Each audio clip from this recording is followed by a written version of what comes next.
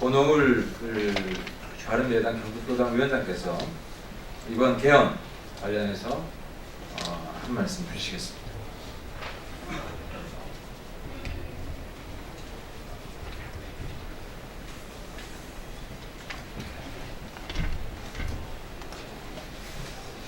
제가 먼저 와서 자료를 교부하고 난 다음에 기자에게 말씀을 드리는 게 순서지만 마치고 난 다음에 자료를 교부하겠습니다.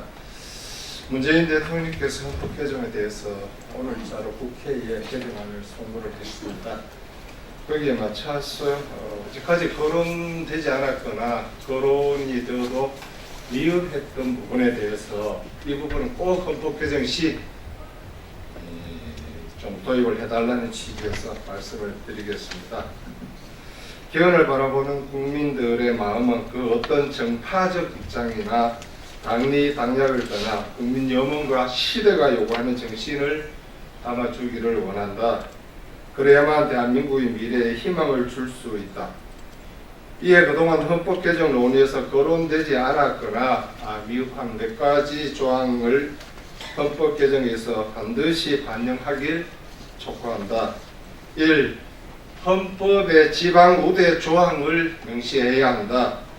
지난 30년간 우리는 국가균형 발전이라는 기치 아래 수도권 규제, 행정 수도 이전, 공공기관 이전, 대기업 규제, 중소기업 보호 등 수도권과 지방 간의 격차 해소를 위한 국가 정책을 시행해왔다.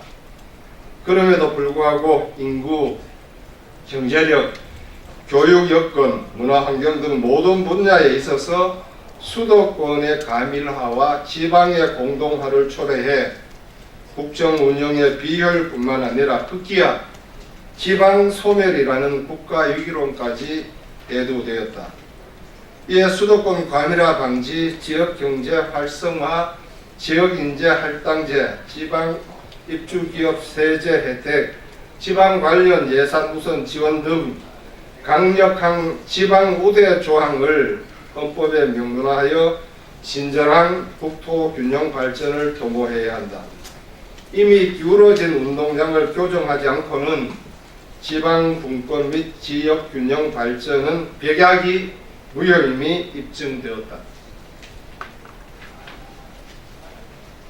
이 중앙집권의 폐해를 단절하기 위해 지방자치단체 위상 격상과 권한 확대는 반영되어야 하며 지방정부 간 복지 수준, 지방세제, 공무원 대우 등 각종 차이도 인정되어야 한다. 지방자치단체 위상을 지방정부로 격상하고 권한에 있어서도 자치입법권, 자치행정권, 자치재정권의 확대를 통해 풀뿌리 민주주의를 공고하고 아울러 지방정부 간 차이를 허용해 경쟁을 유도하고 향후 다가올 연방제 통일국가의 기반을 준비해야 한다. 이 점에 대해서 부연 설명을 드리면은 이번에 개헌안의 지방정부 격상 문제는 논의가 되어 있지만은 지방정부 간의 차이를 허용하는 내용은 없습니다. 지방정부, 지방자치단체, 지방분권이 되면은 당연히 지방공무원 급여도 달라야 되고 복지 수준도 달라야 되고 여러 가지가 다른 것을 허용해야만 지방정부 간의 경쟁을 하게 되고 더 좋은 곳으로 인구가 이동하는 그런 효과가 있을 수 있다는 점에서 말씀을 드립니다. 3. 대통령에게 집중된 권한을 분산하는 분권형 개헌은 시대적 과제이다. 책임 총리제나 정부통령제 도입과 대통령의 인사권 제한 등 대통령 권한을 분산해 대통령의 독재와 국정농단 사태를 방지하는 것이 국민적 여망이다. 더 이상 제왕적 대통령제로 퇴임 후 구속되는 불량한 대통령으로 국격이 식추되지 않도록 해야 한다. 4. 국민투표에 의한 국회 해산권을 도입해야 한다. 대통령 탄핵과 균형을 맞추고 시급한 국정 운영의 태업과 파행을 거듭하는 국회에 기관 책임을 묻기 위해 국회의원 구성 후 1년이 지나면 국민 투표에 의한 국회 해상권을 도입해야 한다. 실제 저항적 대통령제로 우리 정치사에 전직 대통령의 구속 등 국격을 실추시키는 일이 여러 번 있었지만 시급한 국정 현안에 대해 번번이 국회에서의 정쟁으로 국민들의 이익이 침해되고 국정이 표류하는 경험을 여러 번 겪었다. 이러한 국정 표류 상태에 대해서 국회는 그 누구도 책임을 지지 않았다. 헌법 개정 시 도입이 논의되는 국회의원 개별 소환제만으로는 거듭되는 국회 파행과 국정 태업을 방지할 수 없기 때문에 국회의 헌법기관 책임을 묻기 위해 국민투표에 의한 국회 해상권을 도입해서 국회 기관 책임성을 강화해야 한다. 5. 총선 득표율 비례 의석제를 도입해야 한다. 현재 단순 승자 독식제는 국민의 정치적 의사를 왜곡시키고 다양한 국민적 요구를 반영하지 못할 뿐만 아니라 거대 정당의 기득권만 공고히 할 뿐이다. 득표율 비례 의석제 도입으로 다양한 정치적 의사를 반영하여 다당제가 정착해 모든 국민들의 이익을 대변하고 다양한 정치 의사를 대변할 수 있도록 해야 한다. 독일식 선거 제도가 좋은 본보기다. 이 점은 현재 소수 정당에서 연동형 비례 대표제를 주장을 합니다. 제가 주장하는 것은 비례 대표든 지역구 의원이든 국회의원, 그 당의 국회의원 정수는 그 당의 지지율만큼만 가져가라는 겁니다. 아마 독일이 이런 방식으로 의원을 뽑기 때문에 다당제가 시행되고 그다음에 연립정부가 들어서서 서로 타협과 협치에 의해서 국정을 이끌어가는 좋은 예를 볼 수 있습니다. 6. 국회의원 명예직 수당제 및 연금제를 도입해야 한다.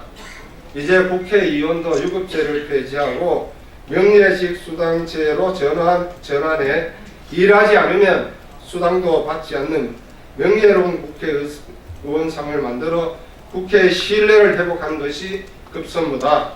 대신 국회의원 연금제를 도입해 은퇴 후 최소한의 생활과 후미 유지를 보장해야 한다. 이 점도 의원님들에게 여러 번 말씀을 드렸지만은 구체적인 답변을 듣지 못했습니다. 현재 국회의원들 세비가 한 달 평균 세후 한 1,000만 원 받습니다.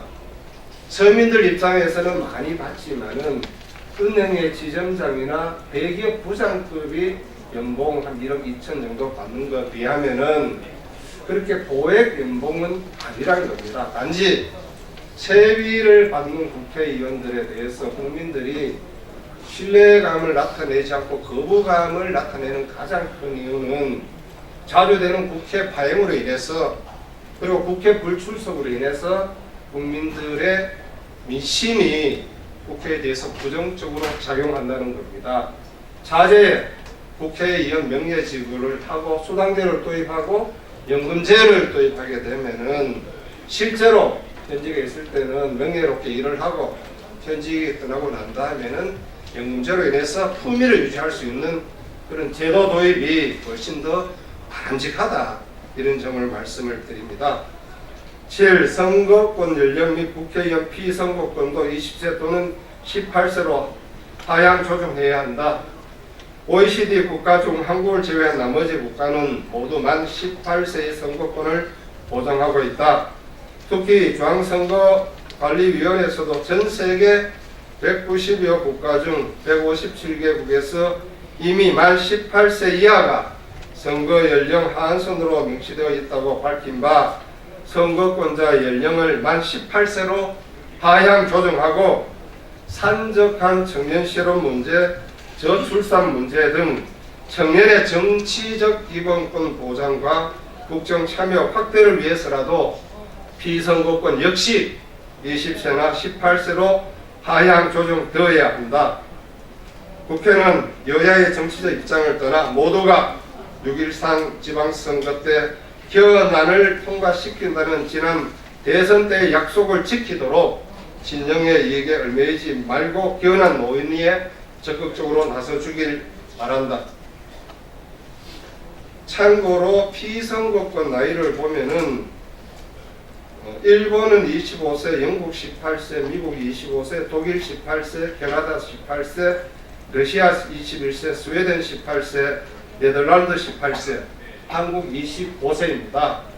한국의 국회의원 지방령 출마 자격 25세는 1948년도에 정해지고 난 다음에 한 번도 손질을 하지 않았습니다.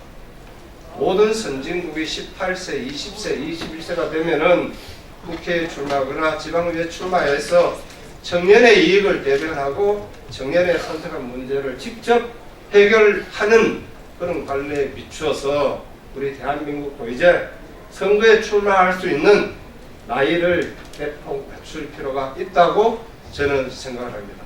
이러한 내용이 헌법 개정 논의에서 충분히 반영이 될 때 국민들이 원하는 개헌안이 마련되지 않겠나 이렇게 생각을 합니다. 이상으로 저 발표를 마치고 혹여나 질문이 있으면은 질문을 받도록 하겠습니다.